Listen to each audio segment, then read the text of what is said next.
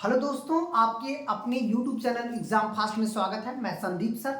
आज आप लोगों को संविधान सभा के गठन करने में कितने सदस्य थे, किन किन जो है जातियों से, किस धर्म समुदाय से लिया गया, वो सभी बातें हम लोग करते हैं। तो चलिए हम लोग आते हैं संविधान सभा के सदस्य। याद रखिएगा, जो संविधान सभा जो गठित की गई थी वो किसके माध्यम से गठित की गई थी? तो संविधान सभा हमारा जो है गठित किया गया था कैबिनेट मिशन से। कैबिनेट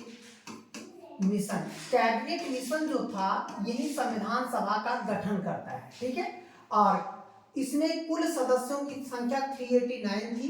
ब्रिटिश प्रांतों की संख्या 292 थी और देसी रियासत की जो संख्या थी वो 93 थी और कमिश्नरी क्षेत्र की संख्या 4 थी। हालांकि इसको हम लोग दोनों को जोड़ सकते हैं, मतलब टोटल मिलाकर 296 भी कर सकते हैं, ठीक है।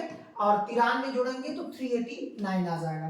इसके अलावा संप्रदाय के आधार पर इन सदस्यों की संख्या किस किस में बांटा गया था? संप्रदाय के आधार पर तो याद रखिएगा, संप्रदाय में सबसे ज्यादा सीटें सामान्य को दी गई थी 213, मुस्लिम को जो है 79 सीटें दी गई थी, सिख को केवल 4 सीटें मतलब 4 सीटें दी गई थी, महिलाओं को 15 सीटें दी गई थी संविधान सभा में।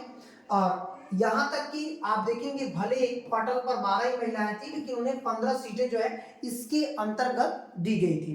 फिर बात करते हैं अनुसूचित जाति को 26 सीटें और अनुसूचित जनजाति को कितनी सीटें दी गई थी? 33 सीटें जो है अनुसूचित जनजाति को दी गई थी। तो इसका मतलब है कि इस तरह से हमारा पूरा संविधान सभा बन करके तैयार हुआ।